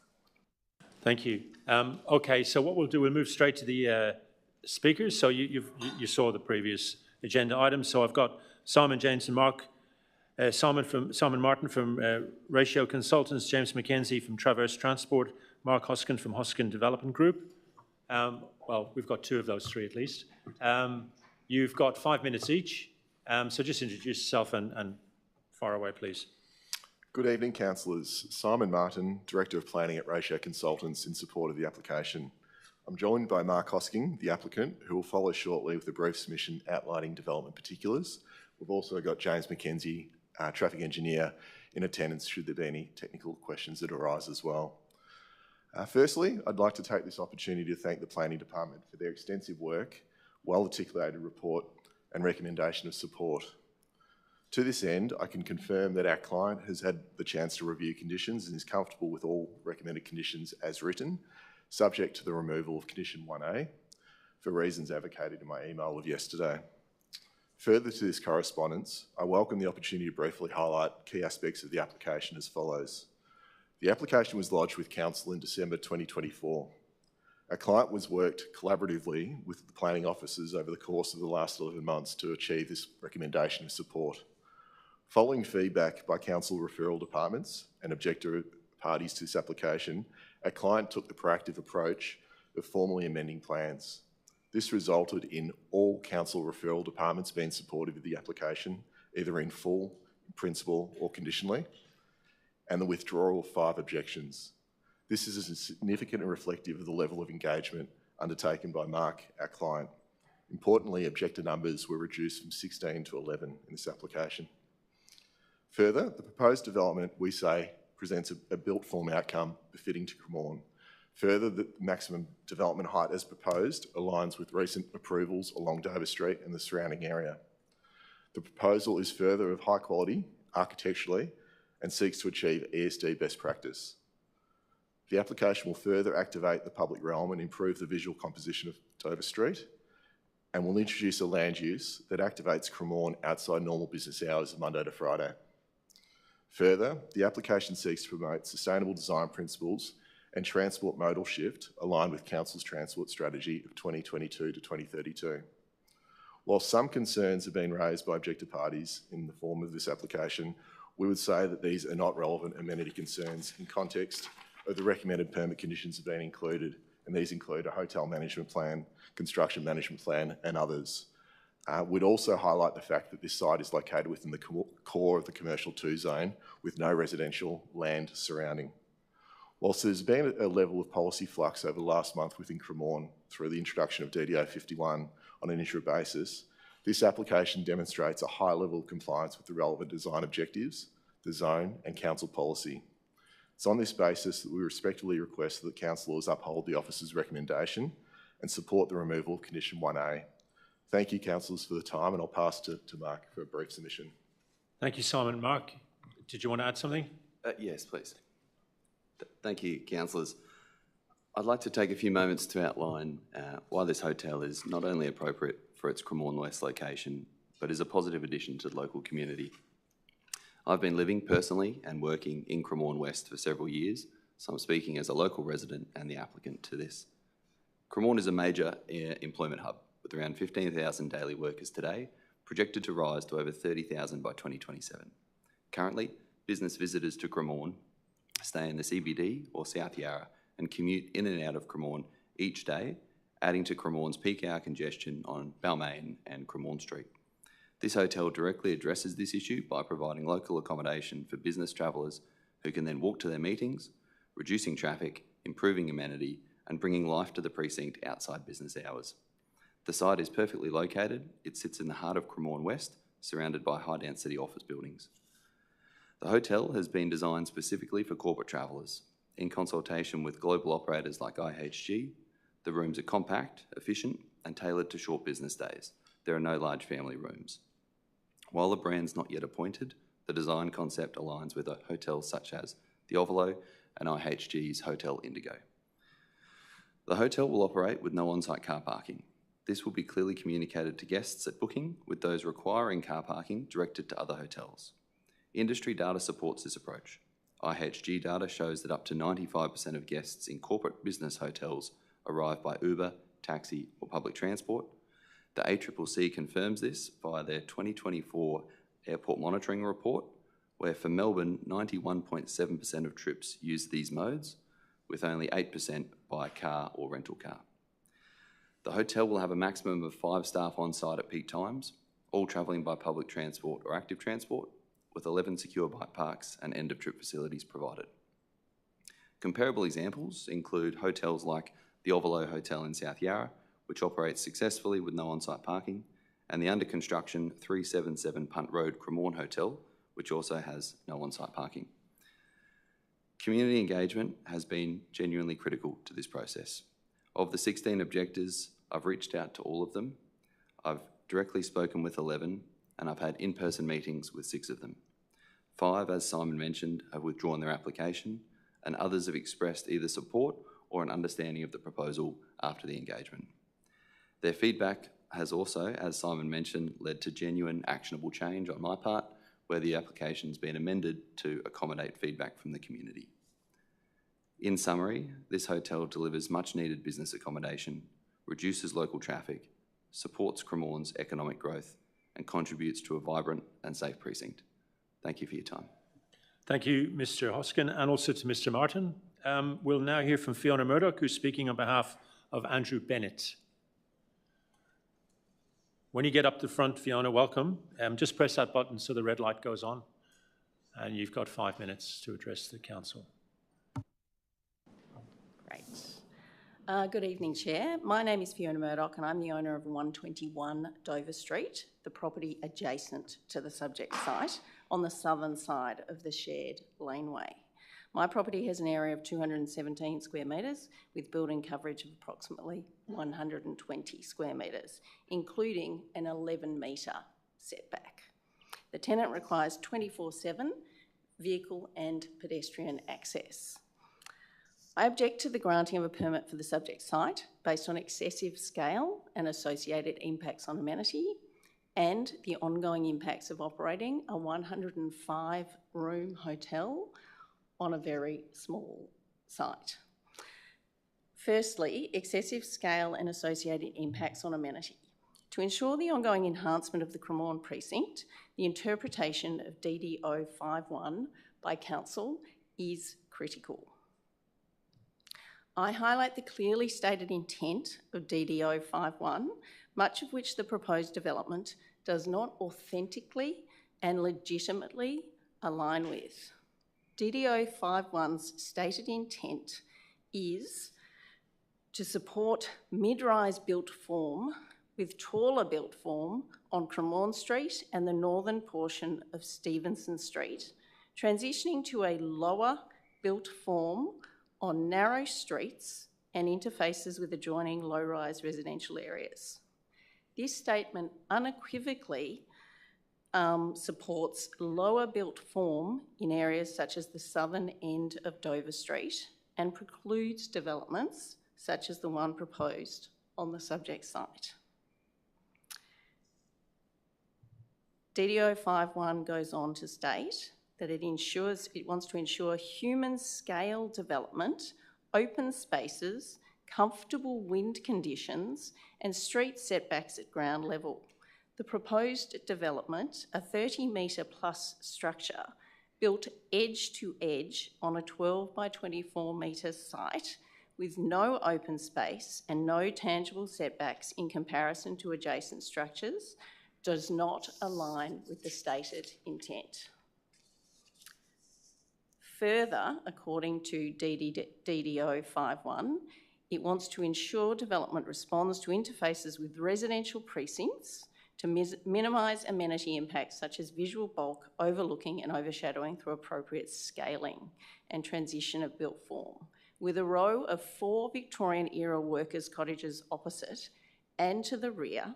The subject site does not align with this stated intent. There are too many examples, both existing and emerging, of various councils' pro-development stance, turning what were charming inner-city, semi-industrial, worker-orientated areas into modern-day ghettos. Cremorne is on the precipice of achieving this ignominious status. This is not the site for a structure of this magnitude. Secondly, the ongoing impacts of operating a 105-room hotel. I believe there is a failure to provide realistic modelling quantifying the likely human and vehicle traffic usage of a 105-room hotel with no off-street parking, no allocated loading dock and no driveway on a 12.4 metre street frontage on a single lane on a one-way street. Detailed plans are required which forecast peak and off-peak usage, patterns for drop-off and pick-up of guests, food and beverage suppliers, staff access, waste collection, linen service, maintenance vehicles, etc. This includes accommodating regular access to the site by larger commercial vehicles, which will likely exceed the capacity of the adjoining laneway. These impacts must be quantified and assessed against the existing access and amenity of proximate Dover Street properties, as well as the stated intent of DDO 5.1. 30 seconds. Thank you. Good timing. Thanks very much. Thank you. Thank you, Fiona. Louis Schleich-Ecke, I'm totally messed up your surname there, so I'm sure you can. I bet I wasn't the first person to do that.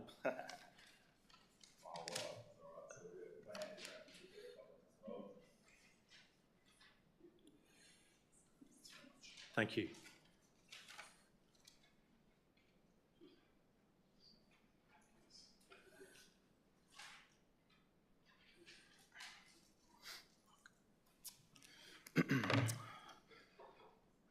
Good evening, everyone, and thanks for your time. I live across the lane at 104 Cubit Street with an approved existing use right as a residential dwelling, and our rear backs onto the lane to the west. The proposed 11-storey hotel does not comply to clause 55 standard B4-3 in relation to the additional overshadowing to our secluded private open space. And I quote from the standard, if existing sunlight to the secluded private open space of an existing dwelling or small second dwelling is less than the requirements of this standard, the amount of sunlight will not be further reduced. The shadow diagrams provided by the applicant show that from the start of 21st September at 3 p.m, when we begin to obtain sunlight from around the large building to our north, the sun is completely shadowed. This means that the additional shadowing reduces the already minimal sunlight that we receive.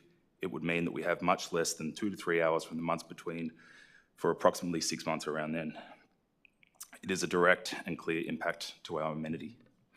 In regards to the design and development overlay, the proposal well exceeds the maximum street wall height and runs vertically on all facades to at least 30 metres with no setbacks anywhere on the 4 elevations, doesn't acknowledge the built form of the local context, which is predominantly 4 to 5 levels for the majority of Cremorne.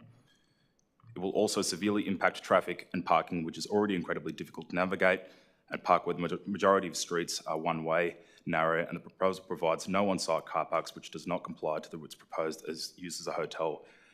I also wish to know on the matter of waste management and how it will be accessed weekly through such a small rear access lane. I do not believe that a 6.35 metre long vehicle can safely reverse into that right of way. Further to that, it won't get near Waste Point, which extends around the corner, which is around 4 metres of the right of way. I'm guessing that means the bins will need to be manually wheeled back and forth to the disposal truck and to the point of waste, thus blocking access to the lane. I'll leave it at that. Thank you very much for your time. Thanks, Louis. Councillors, are there any crucial questions before we go to a way forward? Councillor Crossland? Thank you. It was just a query to the last submitter. It was just wanting to confirm, sorry, I might... Louis, there's a question for you. If you don't have to answer it, but please do. Yeah, just grab a seat. Councillor Crossland's got a question for you. Thank you. It was just, what location were you at? You're on Cubitt Street? 104 Cubitt, so yeah, just okay. Directly behind on the rear access. All right, just wanted to confirm that. Thank you very much. Of course you can.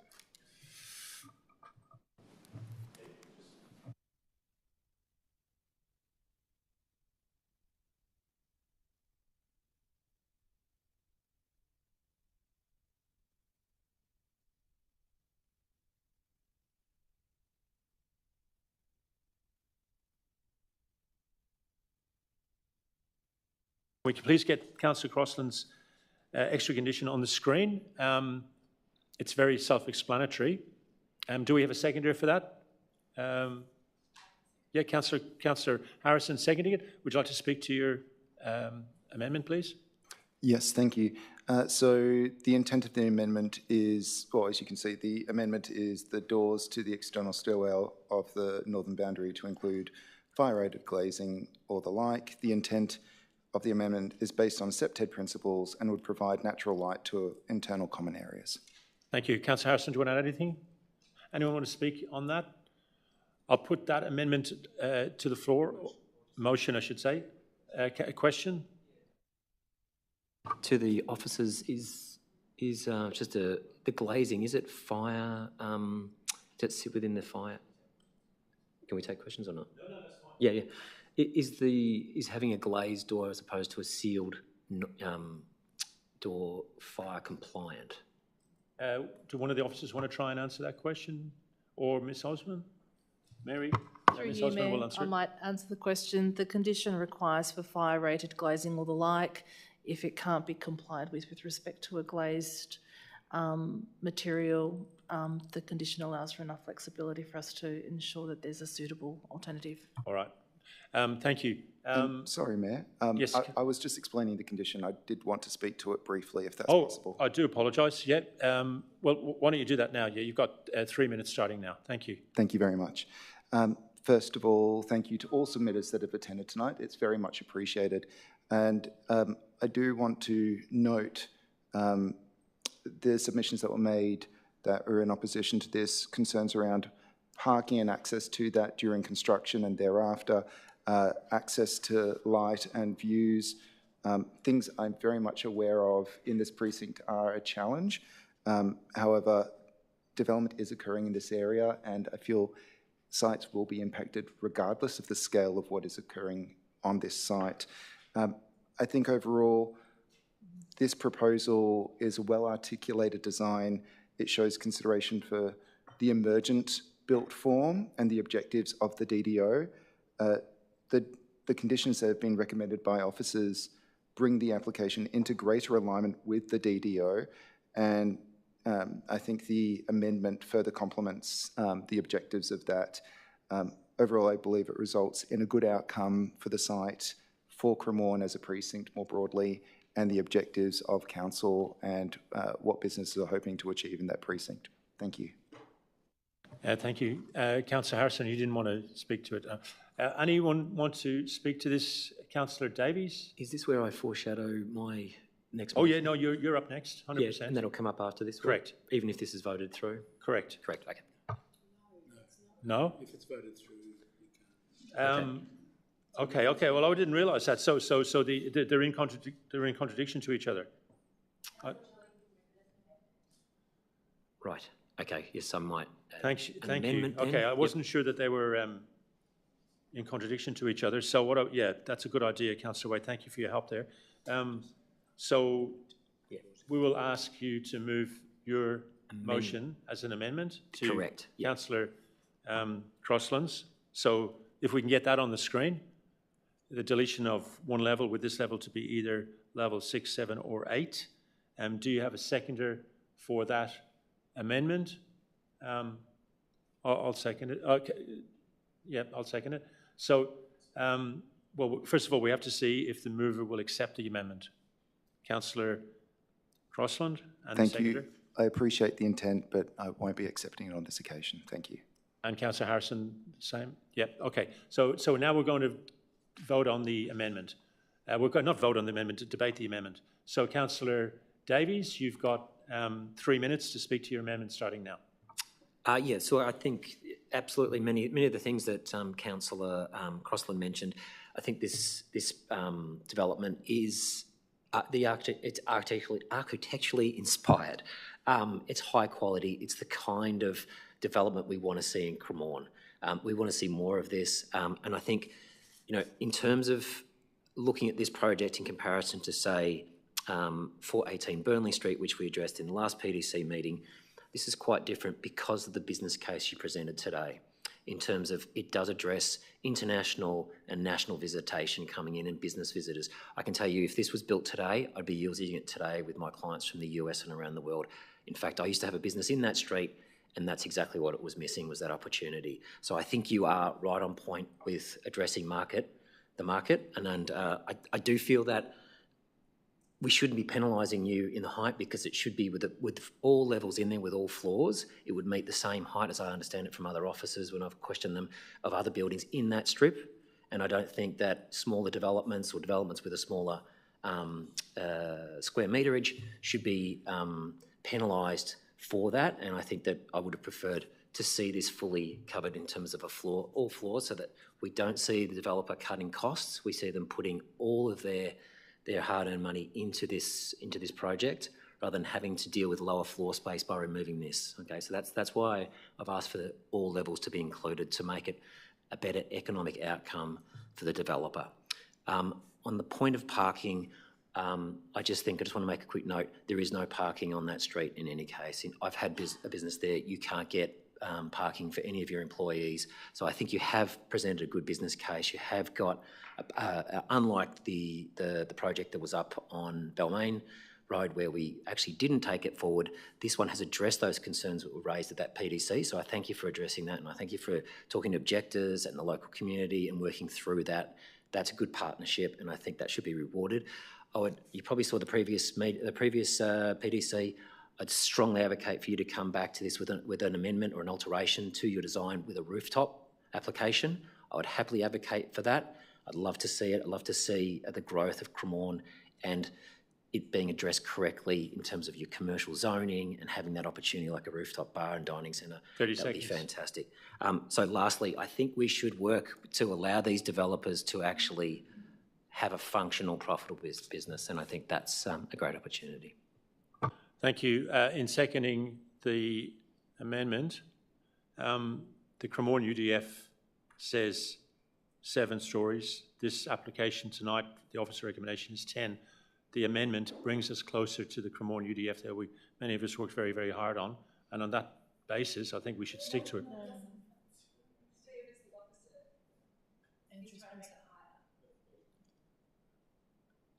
You're making, well, okay, I misunderstood. I thought you wanted to delete one level off the site. Okay, all right, well then. So, sorry, Mayor, to note, that's what the officers are recommending, to reduce the height by 1 floor, which brings it still 3 metres over the preferred Because what I've got height. in front of me here is the motion requested by Councillor Davies is a 1B, 1A, to delete one level, with level being, so I took it to mean that he was trying to take a floor off. Okay, well, I'm not going to speak to it because I misunderstood the intent of the amendment. All right, so would anyone like to speak against this amendment? Councillor Gomez. I'll keep it simple. The Community Council have spent years and a lot of money trying to develop the Cremorne UDF. It's good work. It's been endorsed by council in the past. It's been circulated with the community, and I see no reason why we shouldn't support that. Anyone else? If I may. Councillor Crossland. Again, I appreciate everything that Councillor Davies outlined, but as Councillor Gomez just touched on, we've spent years getting to this point. I think that the DDO is a sound piece of work. This brings it, the conditions that are currently proposed, bring it into greater alignment with that, and therefore I wouldn't be able to support this particular amendment. Thank you. Thank you. Anyone else want to speak? Councillor Wade. Yeah, I mean, I think we've heard from members of the community tonight who feel like they're going to be impacted by this proposal, even as it was proposed, even as it has been recommended by officers. And I think they were very well made submissions. I am going to vote for the officer recommendation because I think it's in line with our planning regime, but I certainly wouldn't add insult to injury by trying to make it taller. Thank you. Anyone else? All right, we put that to the floor. All those in favour of the motion, the amendment from Councillor Davies and myself, unfortunately, please put your hand up. Councillor Davies. All those opposed? Gomez, Ho, Mackenzie, Jolly, Harrison, Crossland, Wade and us, and that is lost. We're back now to the original amendment from Councillor Crossland and Harrison. Anyone want to speak to that? We've heard from the mover and seconder. Well, then there's no right of reply, and we'll put that to the floor. All those in favour of the amendment from Councillors Crossland and Harrison, please raise your hand. That is passed unanimously. Officers, can you tell us what happens from here on in? Thank you, Mayor. From here, council planning officers will issue a notice of decision to grant a planning permit. So objectors will have 28 days to lodge an appeal of that decision with VCAT, and the applicant will have 60 days to lodge an appeal against any conditions. Thanks. Thank you. And at that time of 8:23 p.m, we close the Planning Decisions Committee meeting. Thank you for all of you who've come here for this meeting. We're going to go straight into, because we're 23 minutes